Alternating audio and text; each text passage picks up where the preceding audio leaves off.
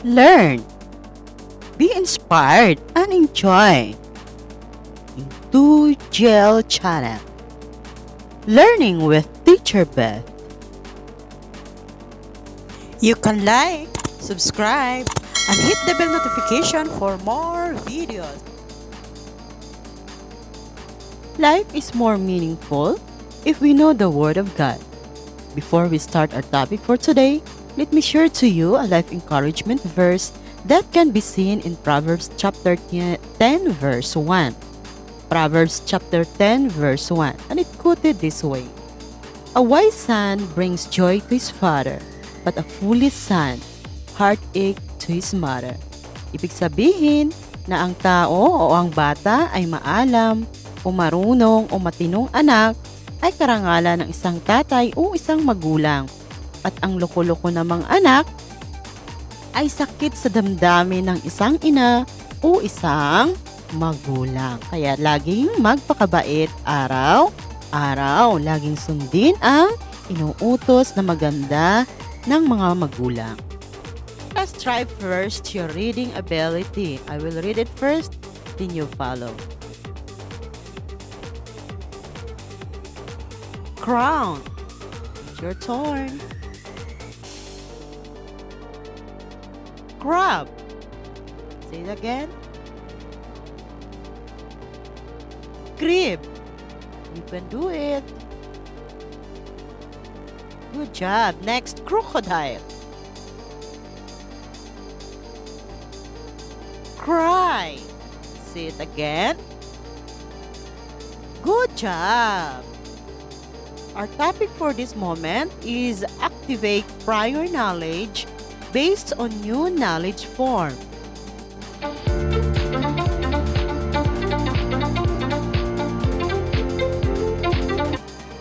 For today's topic, we will identify what is prior knowledge. What comes into your mind when you hear prior knowledge, and when to use prior knowledge. When do we need to activate prior knowledge? And is prior knowledge important to us? For this topic, we will identify and we will answer that questions. Are you ready now? Let us first identify the different words that we will encounter in our topic. Words to remember: activate, to make something active, or operative or operate. Number 2, prior, existing or coming before in time or importance. Number 3, knowledge or knowledge, facts, information, and skill by a person through experience or education. There are a lot of ideas that pops up in our mind when we watch some movies, we read books, when we saw things around us, and when someone asks you about something, and when we already experienced the same situations in the last experience or in the past. What is prior knowledge? When do we use prior knowledge? What happened when we combine the prior knowledge and the new knowledge form? Prior knowledge is what you already know about a certain topic. This is what you already learned based on the previous grade level. That's why you can improve, you can add, or you can give something.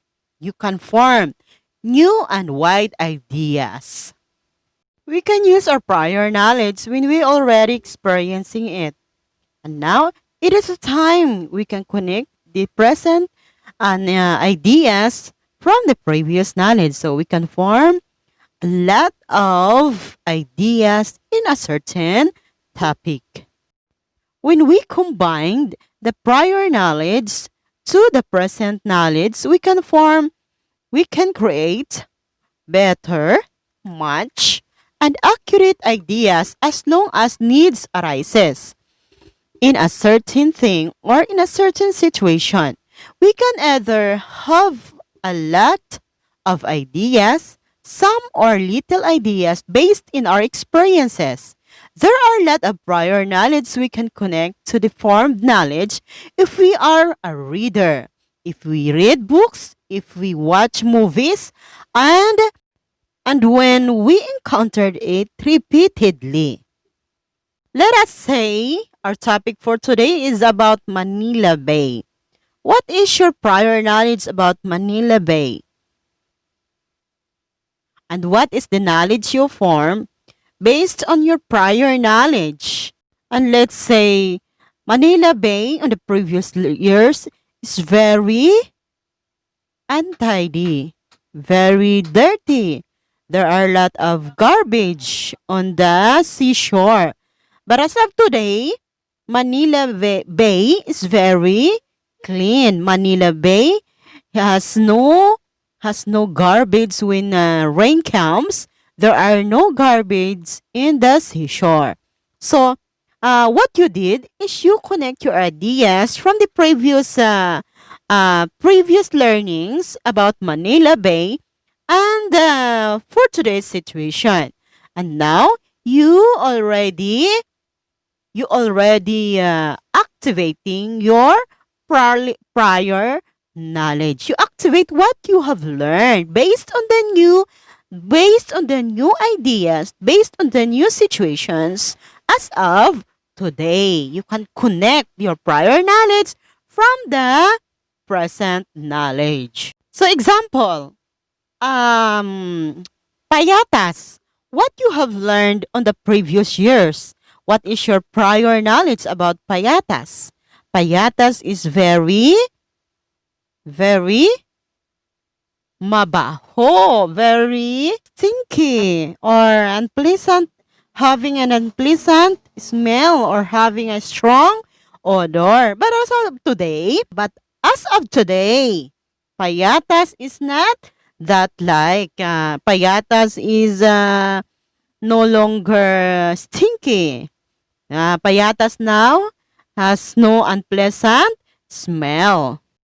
What you did is you connect your prior knowledge to the new knowledge and the present knowledge you learned. You form some ideas. You form new knowledge based on the prior knowledge you learned. You connect the present and the previous or prior knowledge you learned from a certain topic or a certain situation that we're talking about. Another example is, let's say, dolphin. What is your prior knowledge about dolphin? Dolphin swims. Dolphins live in the ocean. Dolphins are friendly. And what you have learned today about dolphins? Dolphins can be tamed. Pwedeng alagaan. Dolphins can be a man's friend. So, what you do is you connect your prior ideas to the present ideas you've learned. You're now connecting your prior ideas to the present ideas. You can form wide ideas. You can form large ideas or some ideas. Another example, the way we study. What is your prior knowledge about the way we study? On the previous years, we study at school. We go to school. Our mother, our parents wake up early so that we can attend our classes early in the morning so that we will not be late. So we wake up early in the morning. We go to school early in the morning. We eat our breakfast so that we can attend our classes earlier. But as of today, we are no longer go to school. Our parents go to school to get our modules. So our teachers give us more videos, give us more tutorials, explain the topic, and our teacher is our parents. So this is the time our parents will teach us. So what you do today, what you did is we're connecting our prior knowledge to the present knowledge and we form new or larger ideas. We form a lot of ideas because we have prior knowledge. And we can form a new and more ideas for a certain topic. So that's our topic for today. And always remember, we can form a lot of ideas if we know or we have a prior knowledge. So, prior knowledge is very important in gaining or in activating or in forming new ideas for a certain topic. And that's all for now. Thank you for watching. So don't forget to like and subscribe for more videos. I-all mo na para manonotify ka every time I uploaded a new video. Thank you for watching. God bless. God bless. Stay safe. And this is Teacher Beth signing off.